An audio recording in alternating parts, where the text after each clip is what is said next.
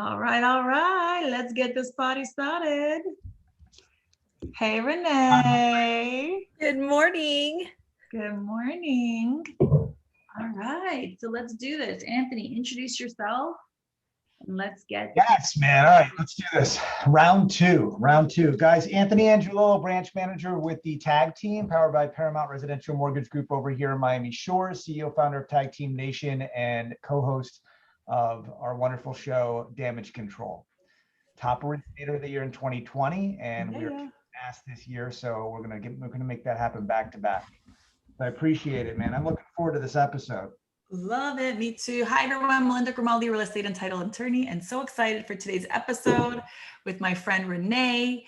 Fairly new friend. We just met the last month, I think it was, through a mastermind that we both were in, and she has some amazing content and things to share. So I thought we would bring her in our March Marketing Madness week to talk about all things marketing systems, repurposing, and she actually uses Pinterest as one of her big ways to promote her business and her client's business.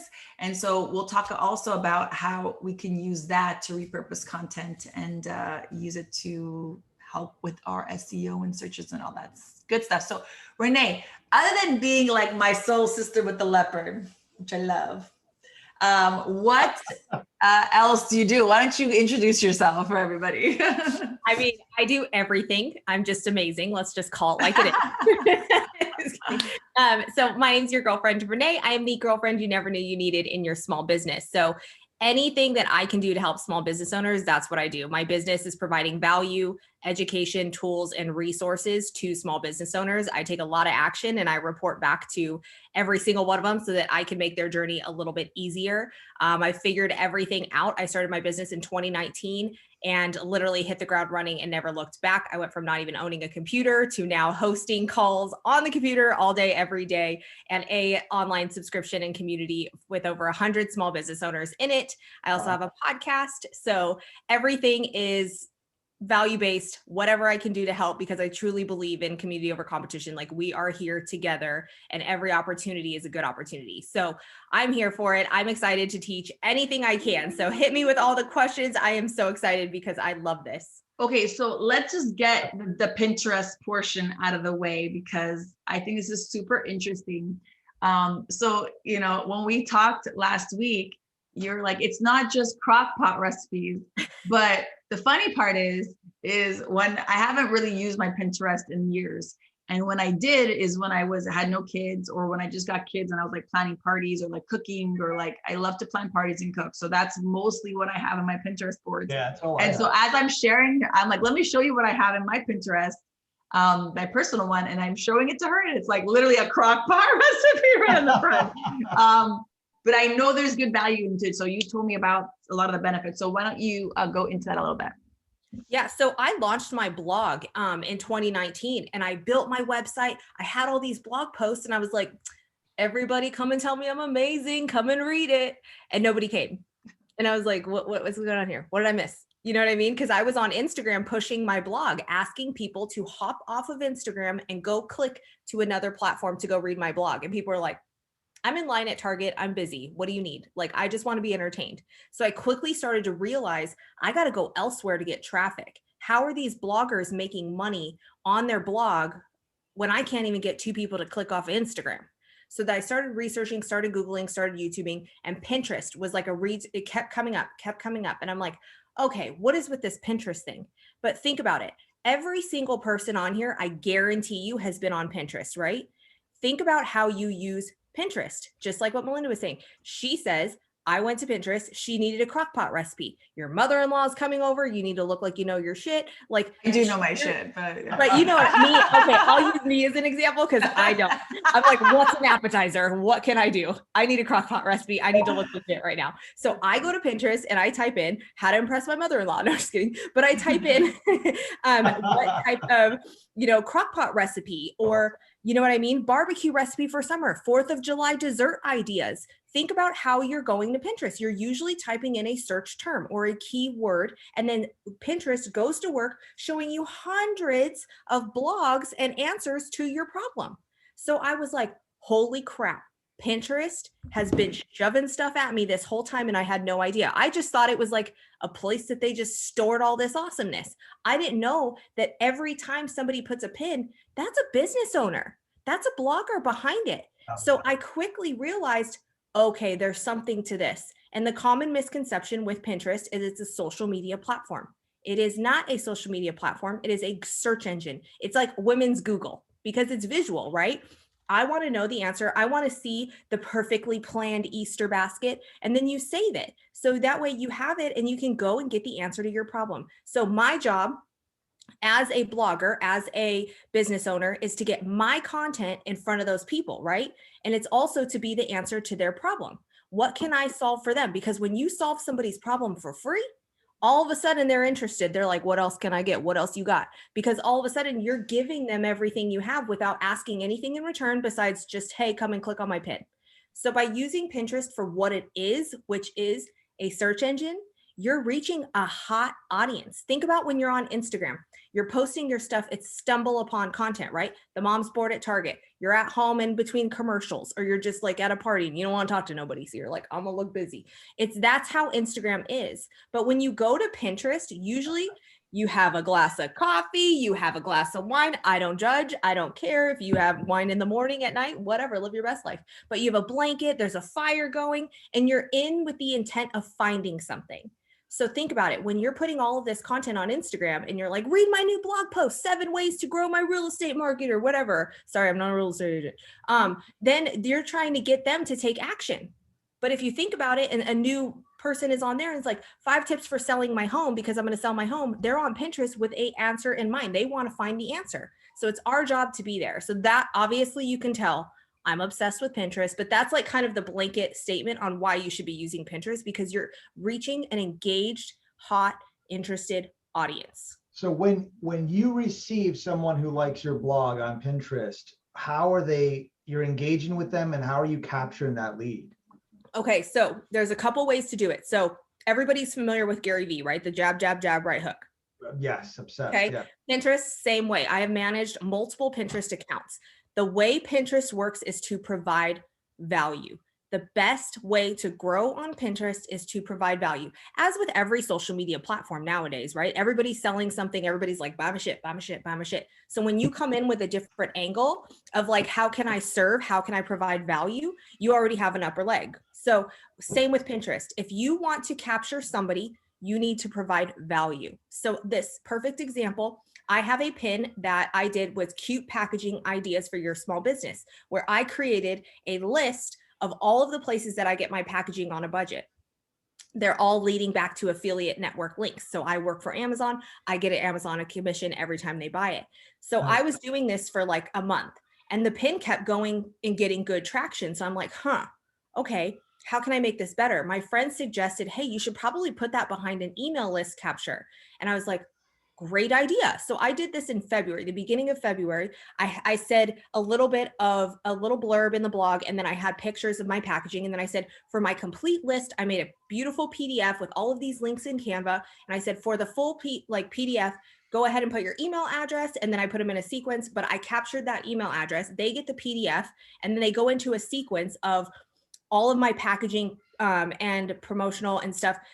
Emails in like a 5 email sequence, all leading back to my community. Hey, I can see that you're into small business. I have this whole community. We do resources. That email capture just from that blog post and that pin has over 1,000 people just from February till now, over 1,000 for free.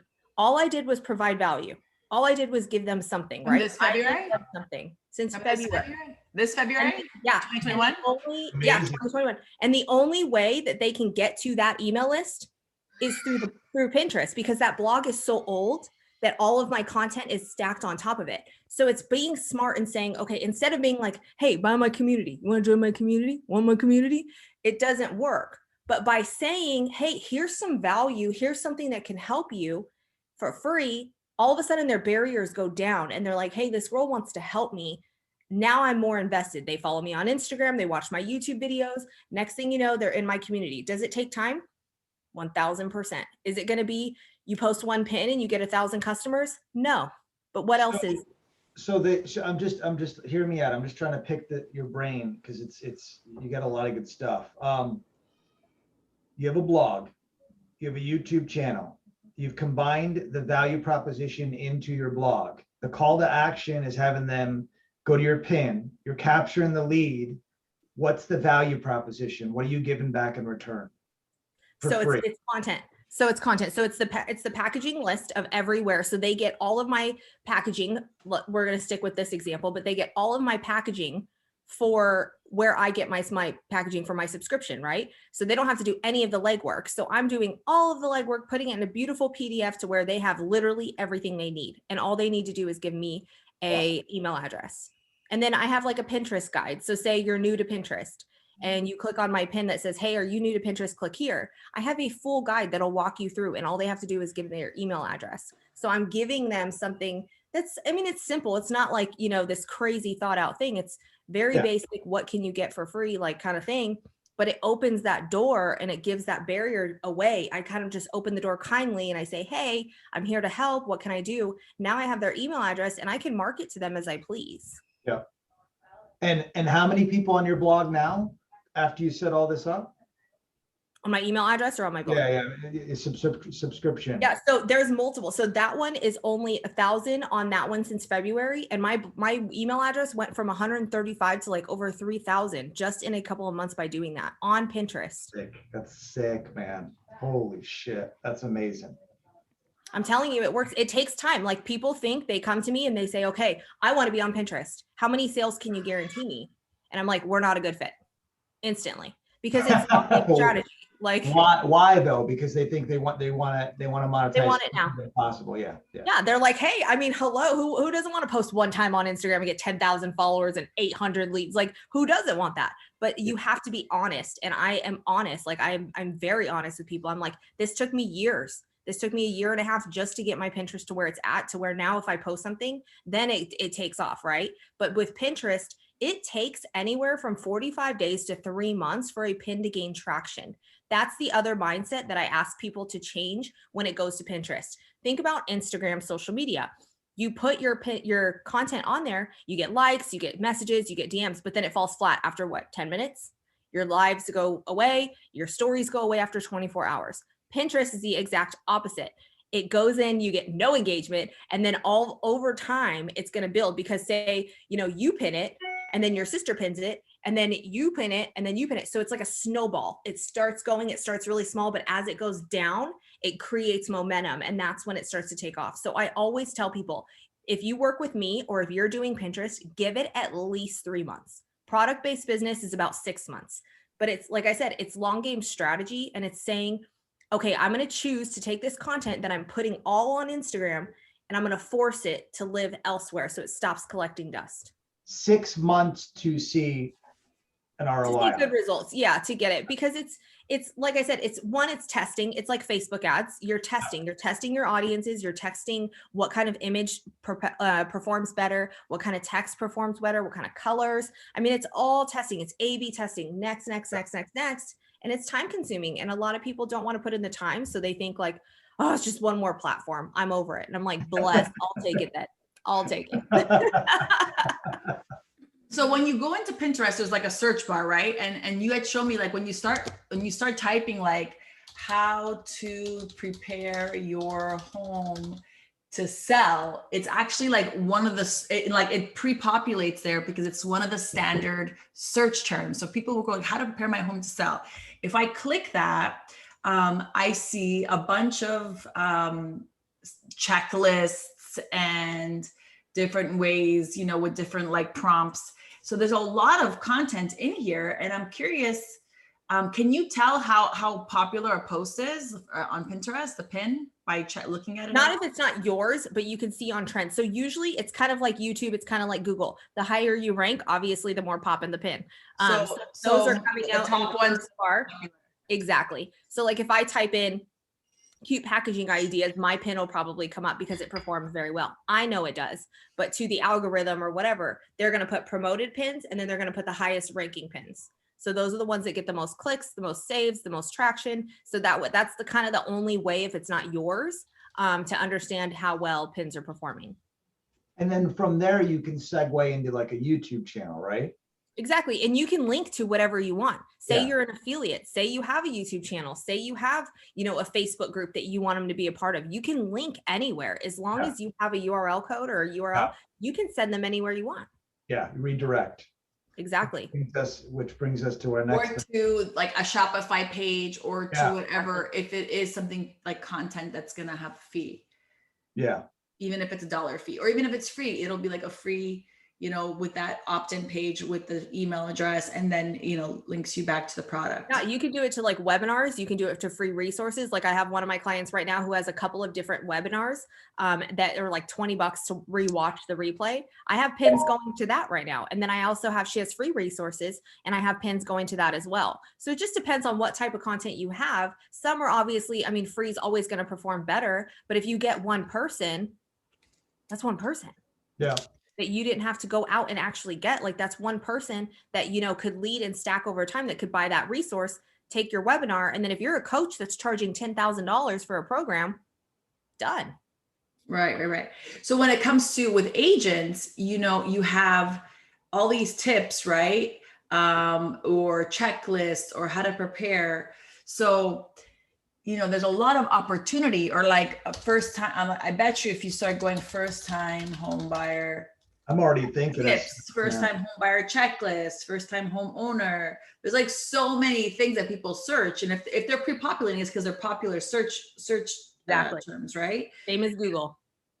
It's like a Google search term. So there's a lot of opportunities there to prepare yourself. Now, you might not be an agent in that area, but you can refer to another agent in another area, and that gives you the ability to make that referral fee with agents. So there's also that opportunity within this platform as well. So I love it. So now we're talking about content at this point that we've already created, right? So you can bring agents usually have their own website. Agents will have their own social medias, and they'll have, different things that they use throughout their media. Some of them will have a YouTube, some of them will have some Facebook groups. So it depends, right? So the idea is to repurpose what we already have to start before you start creating new stuff, right? Exactly. It's just giving, the way I learned this and the way that that's like my secret sauce is because I'm a small business owner. I wear 800 hats. I don't have time to create multiple items of content every single week, right? So my job and my mindset was, how can I make this work for me? How can I take one piece of content and make it live elsewhere? So I challenge everybody and a lot of people in my community. I'm like, hey, when you're creating content, go in with the mindset of where else can I put this? So perfect example, I go live every Friday on Instagram. Do I want to go live every Friday? Not really, but I do, because Instagram's literally saying, hey, we will record a presentation for you and we'll let you have it. We'll also invite people to watch it.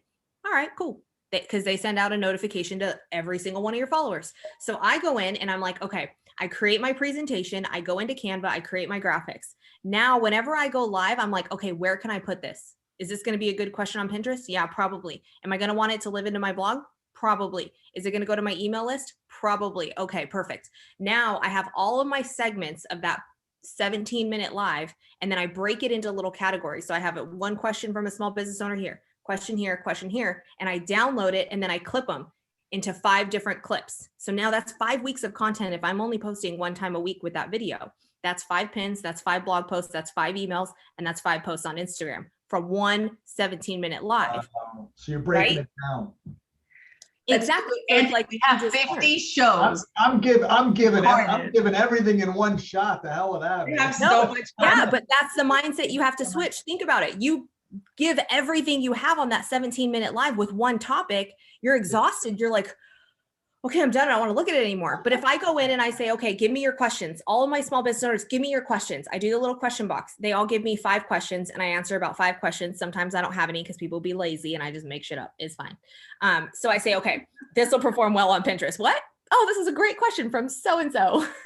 And I go in and I do my live and I take a breath because I talk fast. So I would find myself trying to like cut it up into little snippets. So now I take a breath and I pause. And then that way I know that's my clip.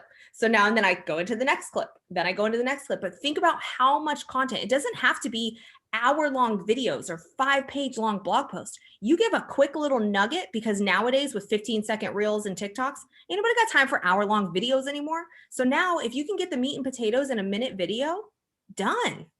Brand awareness, omnipresence, hello. Love it. That's how my brain works. I know. I go down the rabbit hole and I'm like, where can I sprinkle it? I can talk to Renee for hours right now. This is, I know, it's so good, right? Hey, content's I my didn't jam, really dude. tell Content much my about jam. you. I'm like, we're just having you on the show. I'm already thinking about how we can do something with. There's just so many ways and angles. You can look up on the search engine best ways to purchase a home, or in this case, I would say what to stay away from. Oh, 100%. Look, Anthony, I just Googled how to get a loan with bad. I put how to get a loan, and it goes with bad credit to build a house. There's like so many things. Those are where the numbers are going to be, and that's what no one wants to focus on. This is deadly. Okay, so I'll give you another little way to kind of find these keywords, because I can see your guys' brains turning. Okay, so to go on Pinterest, so same thing like how you're searching on that search bar, how it's just like, yeah, page 2, turn the page, friends, turn the page. Let me get my glasses on, I'm gonna blow your mind right now. Ready? Go ahead. Okay. Everyone, grab your notepads, man. Take notes on this stuff. Number 2, okay.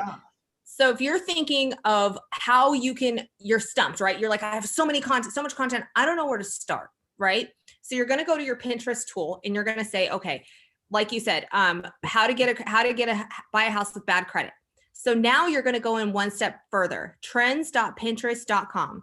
This is another way that Pinterest provides analytics for you. One more time. Trends.pinterest.com. And if you have a Pinterest business account, you can go into your analytics and type in trends. If you just go to Google and type in Pinterest trends, it'll come up. So it's a free tool that Pinterest created so that you can see what people are searching in order of relevancy. You can see the time of year and you can see everything. It's really cool because you know how COVID hit. Everything went crazy in March. So every spike for every term for like workouts at home office is like, in March. And, so you can type in real estate, you can type in house selling, you can type in anything you want, and Pinterest will go and find other terms that people are searching, the popularity of when they're searching. So usually, like, let's just say like is there a month that people like to start selling their house? Is it like summer, spring, or something like that? Is there like a month that's like we're in spring selling season, but it's a crazy market right now. So yeah. So you would see like, okay, February, March is when people start thinking, okay, I want to renovate the house. I want to spring clean. I want to sell my house. That's when you'll see the terms. So you know that it takes 45 days for pins to take off. So you want to make sure your content is already on Pinterest and ready to go so that when those people are searching in that month, your content's fresh. It's already got traction. It's ready to go. And you're like, hello, here's the answer to your problems. So using Pinterest trends will tell you the relevancy of how. So same, like, perfect example, goal setting. When would be your guess of goal setting? When is the most popular month, right? For January, right? Exactly. So I want to go in at November. If I have a podcast for my podcast that's talking about goal setting, I'm going to create pins that are already taking off by December and January. So I'm like, boom, here you go. You want a goal set? I already got you. So then that way they're already expecting it. So if you can go in and you can judge by your type of categories and type of content that performs at a certain time or something that would help somebody, now you know. And it also gives you different ideas. So I did a account for one of my friends has a booty band company, like a resistance band. And so she was typing in leg workout. And then I went into Pinterest trends and I typed in leg workout and lower body workout. And forgive me if I'm getting it backwards, but lower body workout performed 100 times better than leg workout. So that tells me and tells us to type in that term instead. So now we're going to get ranked higher. So say you're typing in real estate tips, but you're saying how to sell your house. Which one's going to perform better? And you know, when you're creating content to use those words, and that's going to perform across all platforms. It's not just Pinterest. That could be on YouTube. Booty workouts. That didn't work. Yeah. Booty workouts is there, booty bands. But surprisingly, resistance bands did really good. And I'm like, who's typing in resistance band? It's called a booty band. Like, you know what I mean? Like, big resistance bands, like, you know what I mean? Yeah, they are called resistance bands, but they are, but nobody uses resistance bands. Like, hey girl, let where'd you get your booty band? Like, that's what people say. We don't say resistance band. We ain't fancy. But it's I say like, resistance bands, but oh, you fancy. Okay. Well, I'll stick to my booty band. I love it. So you're looking at the algorithms and what the analytics would be prior to posting the content. Can you say that again? Sorry, my dogs are going crazy and a truck just went by. Sorry. That's all right, man. The trends is what is it, like algorithms? It's going to determine the ranking and what it will show you what not to post or what to post. What's gonna okay. All right. Good stuff. So do you, when it comes to marketing systems, so you have all this repurposing, I know you're growing your in-house team now to help you with some of that, but what do you do to systematize prepping for your posts and all this repurposing? Do you block schedule it? Do you plan your month in advance? What do you do to get organized? Good question. So I go in, like I said, with that mindset, okay, of how much can I get out of this? Like, I squeeze every ounce of content. And it also goes with, so I have days, right? So Monday, Tuesday, Wednesday, Thursday, I have different things on those days. And that's how I plan. So I know like every Tuesday, my podcast goes live. So I know Tuesday is always going to be a podcast promotion post. Then I usually do some sort of teaser clip from the community if I'm in like where we cut off signing up at the 15th. So I know within that area, I'm going to go in and I'm going to post a teaser clip from the community, like a behind the scenes Zoom call. And then if I'm doing my live, I repurpose my live on like a Wednesday or a Thursday. So I always have some sort of like value added content. I only show up like 3 times on social media, but I also have a weekly newsletter. So I know that I'm going to take those posts and I'm going to keep building on it. So I go in with the mindset of like, okay, how can I take this one piece of content and put it every single place so that I don't have to create anymore. So if I do one 17-minute live, that's a whole month of content. I'm done. I don't have to deal with it anymore. So I always make sure that if I'm going in and creating content, how can I get the most bang for my buck? That's exactly how I go with it. And I encourage everybody to do that. We do that, and we just create carousels if we break down the content, if it's on an email, but you're going like beyond, which is good.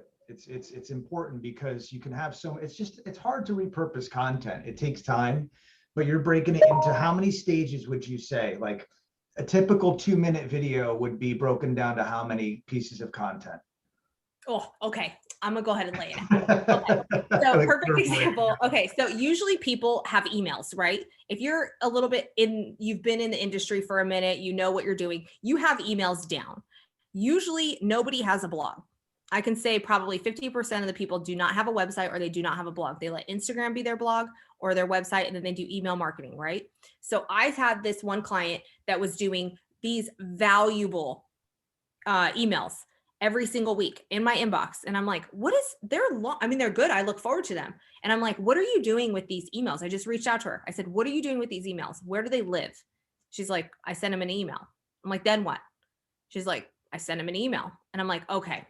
Go in, and what I did was I took all of those emails and turned them into blog posts.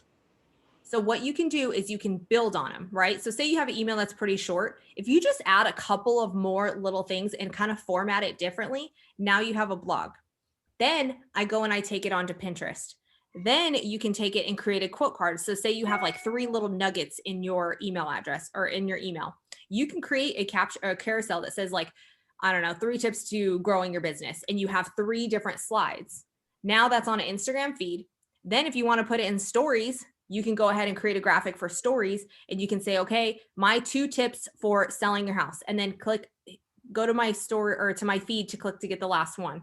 Then they go to your last one. And then you say, comment below, let me know what you want to do. So it's taking that content and building on it and taking like, where do you start? Like, where is your first thought when you're creating content? Is it email? Is it a video? Is it a feed post? Like, where is your first thing? Mine is my live, right? That's my first piece of content. That's where I'm starting. And then I go, how can I make it smaller? How can I take it apart? So that's what I do. I take my live and then I break it apart and I say, okay, this is the start. Now I want to put it on Pinterest. I want to put it on a feed. I want to put it on an email. And then I want to put it on my blog, and I break it down. And then I keep clipping it smaller and smaller and smaller. So then I format it for that platform. Got it. Wow. You can just take like a white billboard or a white board, and you can just say, okay, first piece of content, email. Now, how can I put it on a blog? What do I need to do? Add a couple sentences. Do you have like an outline? I do in my brain. I do in my business. I should probably actually make one now that I think about it. I'm gonna get with you, and we're gonna make one and send it out, because this is interesting. Yes. This is great stuff, and I think it will break down. I know it will break down and time block management for real estate agents, because I feel like everyone is just randomly texting, emailing, blogs here and there. Like, it's just sporadic. There's no continuity to any of it. And I think that was how I learned. Yeah. I did the same thing. I was like, wait, nobody else is doing this. Like, I didn't understand that, because that's how my brain works. That's just that is how I think. Yeah. And I realized that nobody does that. And that's when I started to realize I can teach on it, because people were like, well, I kind of do that, but I don't. They all fell flat after one. They all fell flat after one platform. And I'm like, wait a minute here. So my brain and what I do, I was like, I can teach this to other people. So now I know I can help people with it. And that's how my business was born, because I realized that nobody thought like that. They just got burnt out after one thing, because they're like, another platform, right? Where I'm training you to switch your mindset into another platform. Oh my gosh, how can I make this work? Yeah. I was doing not recently, but last year when I was sending out BombBomb, I use mostly BombBomb for my emails, and I was downloading those videos and then putting them on IGTV for a while. That actually worked really well. Those videos did really well. And I was talking about like market updates during COVID and things like that. So it's just reaching your audience where they are. I mean, you never know where they are and how they're consuming content. You have to think about where they are and how you can serve them and reach as many people as possible. Your one client could be on IGTV, but wouldn't read your emails. One could be watching video only and prefers YouTube over a blog. But yet you have some people that are like, I ain't going to be on YouTube. I don't have time. And they want to read something. So it's like meeting your customer and your client and your ideal whoever, where they are at the moment, and make sure you're omnipresent. Hey, you want to be on Pinterest? Cool, I'm over there. Like, the biggest compliment I get is, oh my God, your face is everywhere. I'm like, yes, it is. Bless. You know what I mean? Because I know I want to be everywhere. I got this one dude that's like, it's too much. Okay, sorry, but then unfollow my ass. No, 100%. I'm like, so you know what I mean? Like, sorry, you're just jealous because you ain't everywhere too. Like, you have to, because guess what? The next person's going to be. Yeah. That's how I think about it. I'm like, do I want to be the one that's taking up, or do I want to be like, oh, it's one more? Same with perfect example, Clubhouse. Every single person I talked to was like, I ain't got time for that. That's another platform I have to do. I don't have time for that. Are you kidding me? I started a room every single week. I have a small business savvy every Wednesday morning. Why? Because I can meet another customer on there. There is no reason to do this. It's free. All right. So let me ask you a question. You mentioned community over competition. I love that. That's the slogan for the day. And we have, I think, 600 followers right now on DC. And we just got a young gal that Slacked me, because we have also a community on Slack, saying that this is a stressful business and she wishes she can fast forward 5 years from now, but she values, what we're teaching and going over, and basically the Cliff Notes version of 18 years and Melinda doing this, 15 years.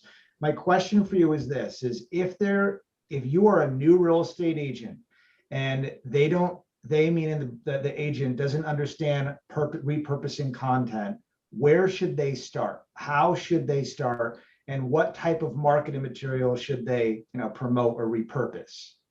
So I always say, what is something that you get asked a lot? What is something that you can talk about no matter what? How can you solve? Like, what is your thing that you know that you do very well and is easy for you to create?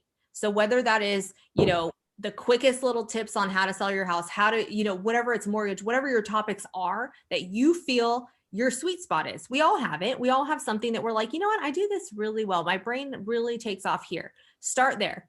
Brain dump and write down everything that you love talking about. everything that you get created. Because when you have an Instagram or you have people talk to you, they usually end up repeating some sort of question, right? Usually it's like, oh, you do this. Oh, well, how can you help me with this? Or pay attention to what your customer or people are engaging you with. Pay attention to those questions. Pay attention to the words, because you're going to use those words to market back to them. So what you can do is take a brain dump of what type of content you like creating. Then you're going to figure out who your customer is and where they are. If they're older, they're going to be on Facebook. If they're younger, they're going to be on Reels. They're going to be on TikTok, and they're going to be on Instagram. If they are actually in the process of learning, they're going to be on Pinterest. So make sure you're figuring out who you're marketing to. And by marketing to that person, you show up on that platform. That's where you start. And you want to make sure, like, sorry, the dogs again. You want to make sure that your content is going to market to that person. So if your person is on Instagram, make sure that's the first place you go.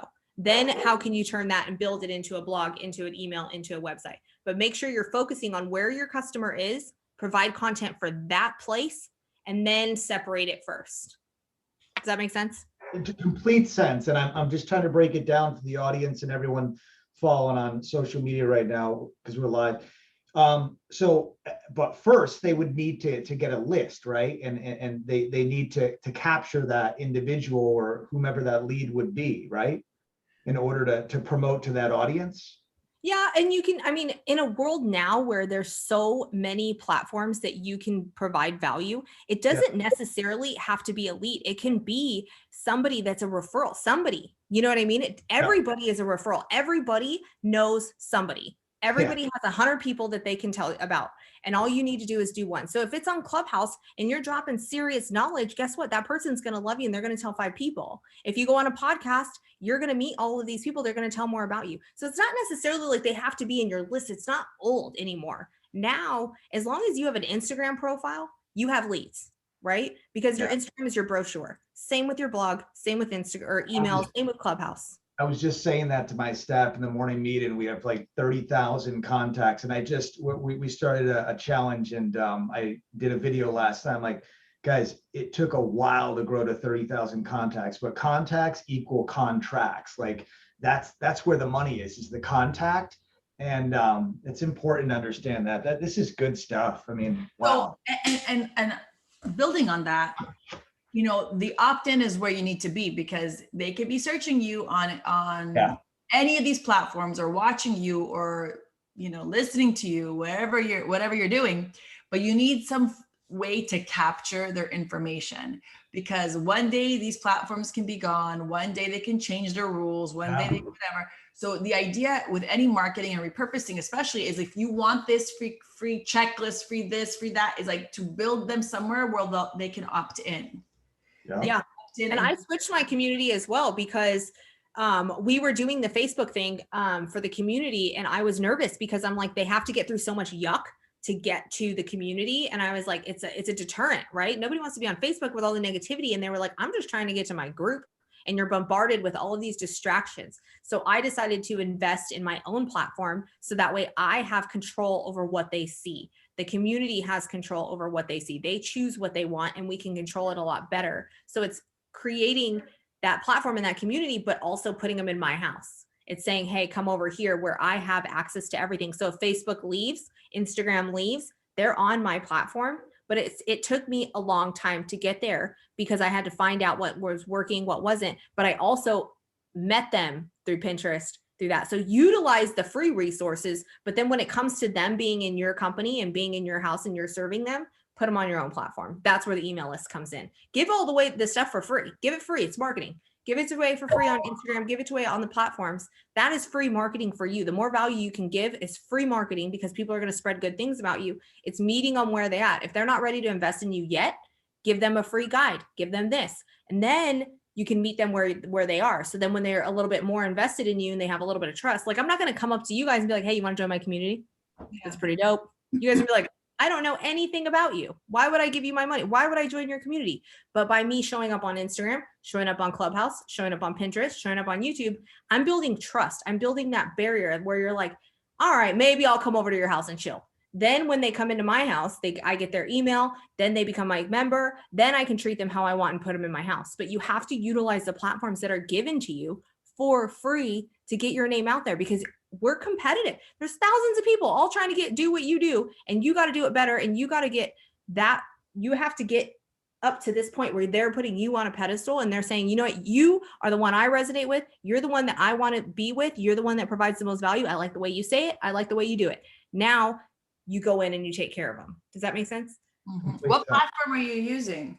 Yeah. It's called Mighty Networks. There's a couple of them that you can use. The one I use is Mighty Networks. I absolutely love it because, like I said, it's over 100 girls in there. And we were having an issue with Facebook and the events. Like, you know how you're like, okay, we have a call this Wednesday, and people were like, I'm missing it. Or I would send it in an email and they'd be like, I'm missing it. So Mighty Networks gives you the option to sync all of your calendars. So when I update an event just like this, I have a call at 10 after this, and it automatically syncs to their calendar, whether it's Google, whether it's Apple, whether it's whatever. And then it tells them exactly what it is. They can chat inside of there. They can post inside of there. It's like our own Facebook feed. I love that. Yeah. And you can have courses. You can have courses. You can have free courses. You can have paid for. It could be free.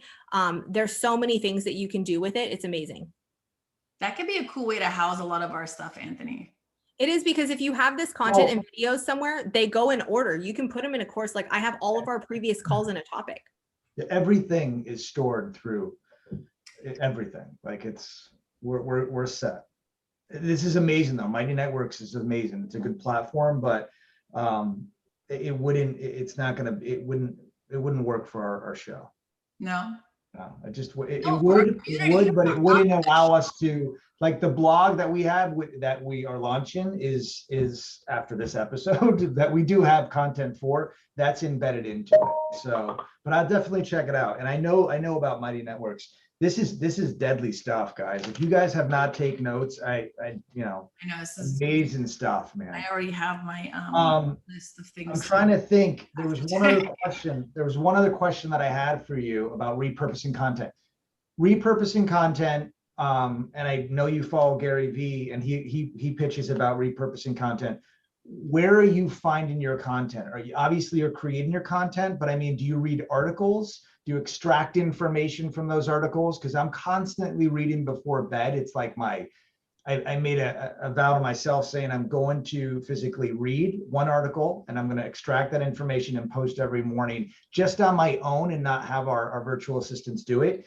But where do you get your content? Where's the best source? And where would an agent try to get their content from? It's the same.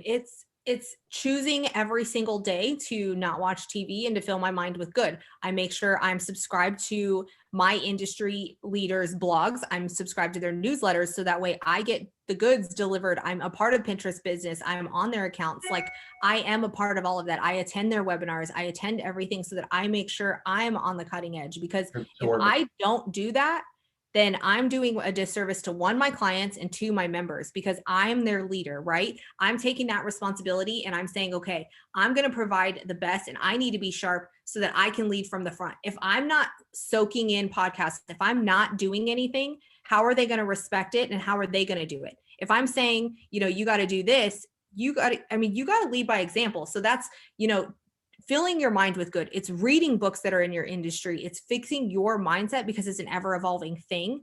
And it's also listening to your audience, listening to your customer. My business was born because I listened to my customers. My customers told me what they wanted. I was talking about mom life. I was talking about lifestyle hacks. Like my blog started as your girlfriend, Renee, just your girlfriend, Renee, that you can have wine with on the couch. So awesome. But my customers were like, how are you building your blog? You don't know how to build. I was a hairstylist. They were like, how did you build your website? How did you do this? How are you getting all these results? And I'm like, oh, okay. Y'all don't care about my mom life shit. Okay.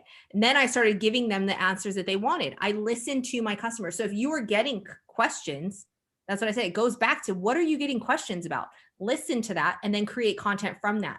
Go into Pinterest, search your industry and see what type of content's coming up, because that's a good indicator that other people are searching that. And that is a problem. So if you're going to Google, if you're going to YouTube and you're going to Pinterest, or you're typing in hashtags on Instagram, and this content, say, somebody posted on Instagram and it was a card or a carousel, it has like 5,000 likes and 500 comments, I'd probably take a stab at it, right? Same with Pinterest. If something comes up and there's multiple pins going back to that, that's a good indicator that that's something that people want.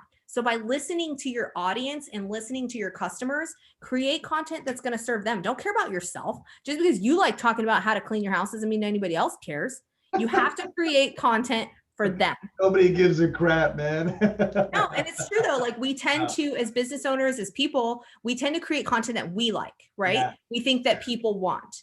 90% of the time, you're wrong. Like nobody cares about the content you want to create. They want to know how you can serve them. So going with the mindset of how can I serve that person, and doing polls on your stories, asking. There's nothing wrong with asking people what they want to see from you. We're doing polls as well, and there's just so much good stuff that we're getting from our community and from other agents too, anywhere in general. But this is awesome. My God. It's listening. It's listening. And nobody care about you. They only care about themselves. Very true. Very, very true. I love that. So what is like, how could I put this? If someone doesn't have that much content, and I know we kind of touched on this, someone doesn't have that much content to repurpose and they have to start somewhere. I think what you mentioned was that you need to see where the people are that they're selling to first, go to that. That's where their platform they should start. And then pick up, like research to see what people want to hear about or what they like to talk about, what they're good at, right? Or, doing some sort of research in terms of what the questions that are being searched to be able to answer those questions or help solve those problems. Would you say that's a good recap of that? Yeah, and it's a lot of people get overwhelmed because they're like, okay, I can talk about everything, right? Where it seems like there's this whole mountain of stuff to talk about, and you're like, you get paralyzation. You're like, I'm not going to do it. They end up doing nothing. You've got to start somewhere. Exactly. So we just did a podcast episode. It's developing your brand pillars and why it makes content easier. I think it's like episode 28. It's literally Dreams to Plans podcast. Listen to this. I break it down. So what you do is you create your brand pillars. I choose 5 because there's 5 days in a week. That's 5 times on social media. You can have 3, you can have 2, you can have whatever. Your brand pillars, brand buckets, whatever you want to call them. By creating those brand pillars, content creation becomes easy because you don't go outside those brand pillars. Mine is small business tips, Instagram, social media tips. Hold on. Wait. Page 14, get it out.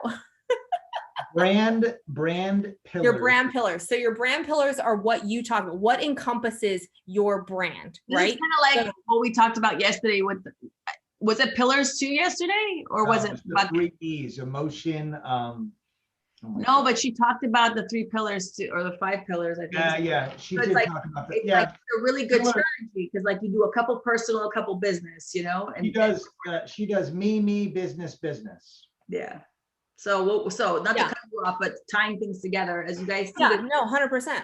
In the successful social media strategies is to have these pillars or these strategies just starting off. So give us the rundown. So it's pretty much it's making your life easier. Instead of having a 6-lane highway, now you only have a 4 and you have 1 on ramp, 1 off ramp, right? So it's instead of saying going super wide, you're funneling it in to be really close. So by having your 5 brand pillars, I have Instagram tips, Pinterest tips, small business tips, personal, which is my girlfriend Renee, I put my face on stuff. It's really funny. And then I have my podcast. So those are my 5 things. If I show up in a bikini talking about healthy crockpot recipes, my customer is going to be like, what in the actual? What? Right? And so I know that when I'm in the shower, I'm driving, I'm at a park, I'm walking, I get inspiration and I say, oh, there's this question I got about Pinterest pins. What can make them pretty? Oh, that goes in my Pinterest topic. Or somebody asked me an app for social media. Hey, what app did you use to filter your picture? Oh, that goes in my Instagram brand. If I go into small business, hey, where'd you get your poly millers for your shirts? Boom. That's a content for that. Now, by being in those 5 contents, the guesswork is gone. Say on Tuesdays, I only talk about my podcast. So if there's topics that relate to my podcast, my bank is already full. I write down all of those things. I take notes. That goes in that category. So I don't post without those lines. So say Tuesday is only podcast day. I only talk about the podcast episodes or questions that I get pertaining that are leading back to the podcast. Wednesday, I talk about Pinterest. I go to my Pinterest category and I say, okay, that's a good question. I could talk about that. So it's picturing your content laid out and it's giving you a guide so that when inspiration is gone, which we all have it, we're burnt out, we're tired. You don't have to go in and be like, all of real estate, what can I talk about?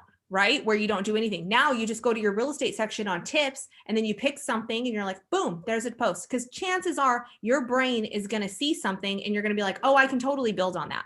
So it's eliminating the whole like world of content and saying, no, this is who I serve. This is the content you can expect from me. And it creates easy, effortless content, because now you're not talking about crock pot recipes that Sally made. Why would that even benefit your customer?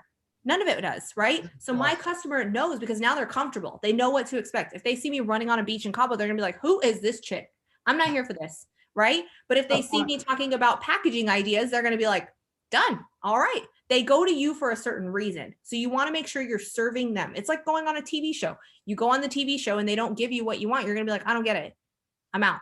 So it's like giving your customer that repetitive comfort of knowing that they can always rely on you for this type of content. Your stories, that could be chaos. I can go be on a beach running with a Michelob Ultra. It's fine. But on my feed, I give them what they want.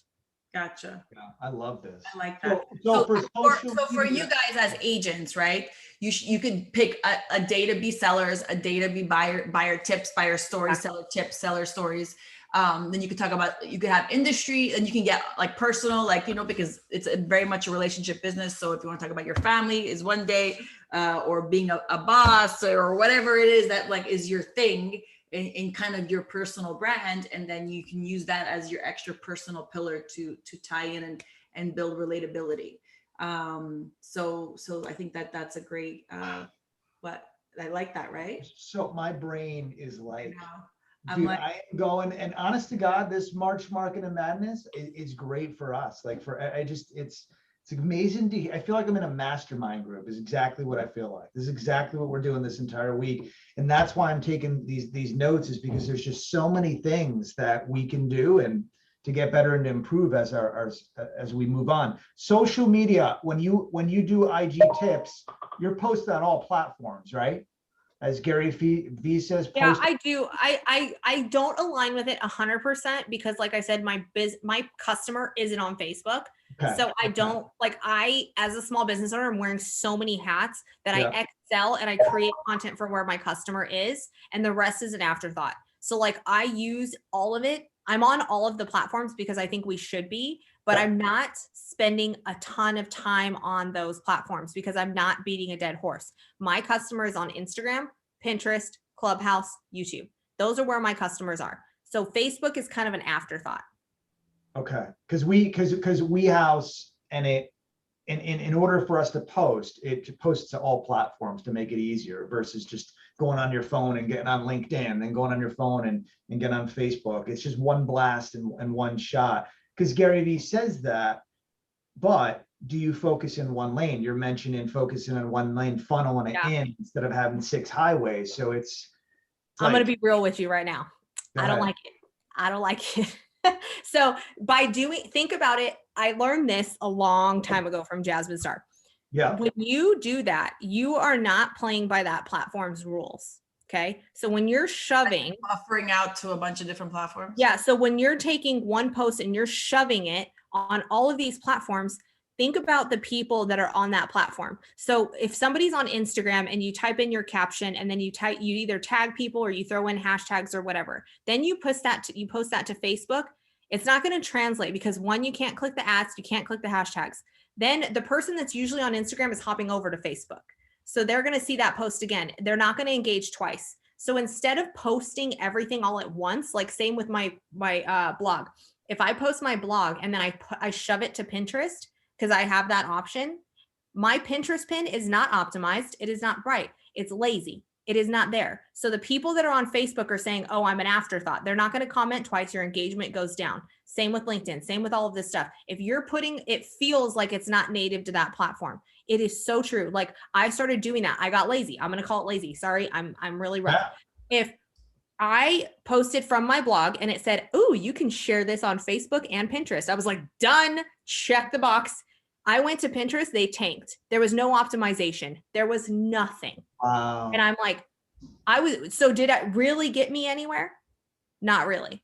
But so by me taking that, you're basically manipulating and cheating the system. And here's the thing though, okay, there might be some extra content if you're diversifying your content on different platforms, but the reality is now you have more analytics to see what got most engaged, and that's the way you have to look at it. I like that. And I noticed harder. It's a pain in the ass. It is. I'm not going to lie. It's a pain in the butt to say, okay, I want to post this one and then post this one. It's a pain in the butt. Nobody wants to do it. But if you think about it, when has cutting corners and been lazy ever gotten you the results you want?